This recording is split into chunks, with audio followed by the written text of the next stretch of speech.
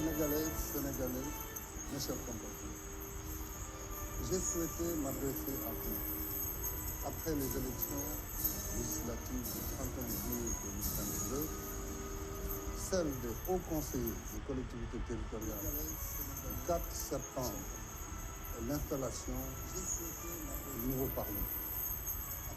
Comme en janvier dernier pour les élections territoriales, nous sommes allés aux urnes le 31 juillet pour élire la décision. À l'unanimité, des observateurs internationaux et de la société civile ont témoigné que le scrutin qui s'est déroulé sous la supervision des organes administratifs et judiciaires compétents a été paisible, libre et transparent, garantissant ainsi la sincérité du vote et la crédibilité des résultats. Le mérite vous revient, mes chers compatriotes. Grâce à votre participation citoyenne, dans le calme et la sérénité, notre pays a confirmé sa tradition de démocratie majeure et apaisée. Cela fait notre honneur et notre fierté. Je vous en félicite. Je remercie et félicite les services de l'État, les organes de contrôle, ainsi que les forces de défense et de sécurité pour la parfaite organisation du scrutin en pleine saison des pluies, 6 mois seulement après les élections territoriales. J'y associe les acteurs de la société civile et des médias, dont l'implication active a contribué à la crédibilité des élections électorales. Aux députés élus de toutes les formations politiques, j'adresse mes vives félicitations et mes vœux de succès dans l'exercice de leur mandat. J'ai également une pensée pour les candidats non élus et les députés sortants. Le renouvellement du mandat électif étant l'essence de la démocratie, la composition de la nouvelle Assemblée reflète la liberté et la pluralité de nos choix, mais aussi nos aspirations et nos espoirs. Cette expression plurielle mérite écoute et respect. Elle rappelle à ceux et celles qui bénéficient du suffrage universel qu'en démocratie, le pouvoir appartient au peuple et que le mandat électif n'est pas un privilège, mais une charge à échéance régulière au service du bien commun. C'est dans le même esprit que je salue le bon déroulement des élections pour le renouvellement du Haut Conseil des collectivités territoriales. L'échéance électorale du 31 juillet refermée, il n'y a plus, à mes yeux, des candidats de camps opposés, mais des représentants du peuple, élus par et pour le peuple. Il en est ainsi parce que d'est en ouest, du nord au sud, chaque voix citoyenne compte avec les mêmes droits et la même dignité. Au demeurant, au-delà de nos convictions et de nos choix individuels, nous sommes un même peuple. Nous avons la même histoire et le même destin. La nation sénégalaise reste une et indivisible. Nous sommes une seule et même famille. Le choc des idées et des ambitions ne doit jamais nous faire oublier notre vivre ensemble. Voilà pourquoi je regrette profondément les incidents survenus à l'occasion de l'élection du bureau de l'Assemblée nationale.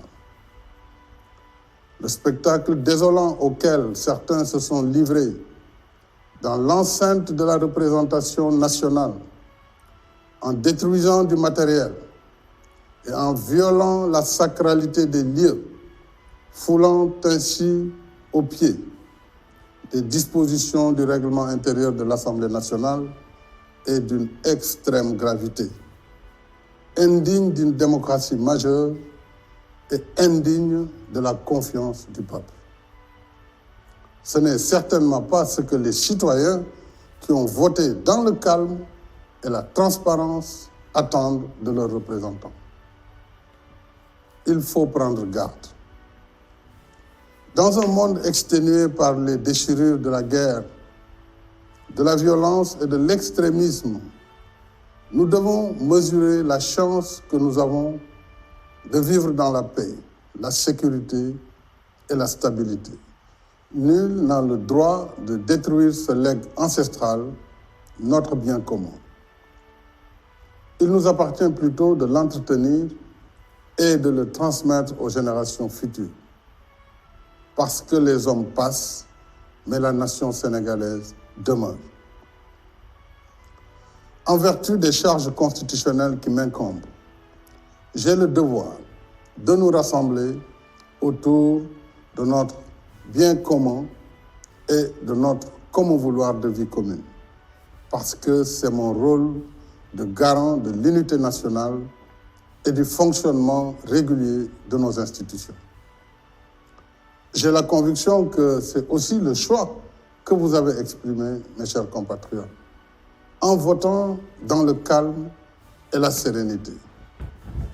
Par ce vote, vous avez réitéré votre attachement à la paix, contre la violence sous toutes ses formes, parce que la nation reste unie au-delà de ses diversités et pour que nos institutions continuent de fonctionner sans entrave.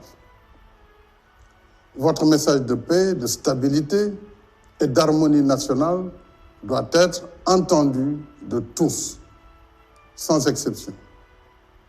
Alors que le monde entier est confronté à une flambée générale des prix du pétrole et des denrées de première nécessité, l'État a déjà pris des mesures sans précédent de protection sociale et de soutien des ménages pour plus de 620 milliards de francs CFA, soit 300 milliards de subventions au carburant, à l'électricité et au gaz au 30 septembre 2022.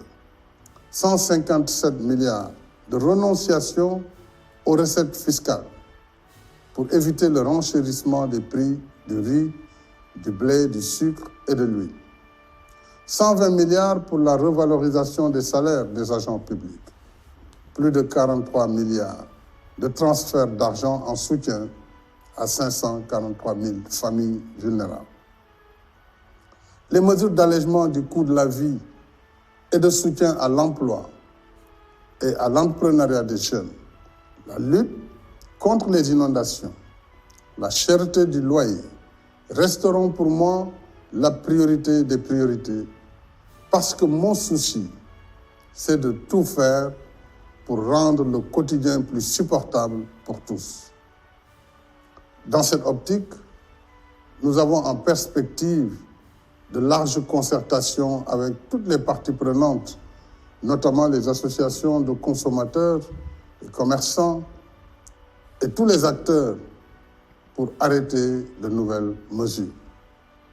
Ce sera une des tâches prioritaires du nouveau gouvernement que je m'apprête à former dès demain. Ainsi, et ensemble, mes chers compatriotes, j'ai confiance que nous poursuivrons la dynamique du Sénégal que nous aimons. Une nation unie où bouillonne sans cesse la passion et la joie de vivre ensemble. Une nation plus forte et plus prospère dans la paix, la sécurité et la stabilité. Je vous remercie.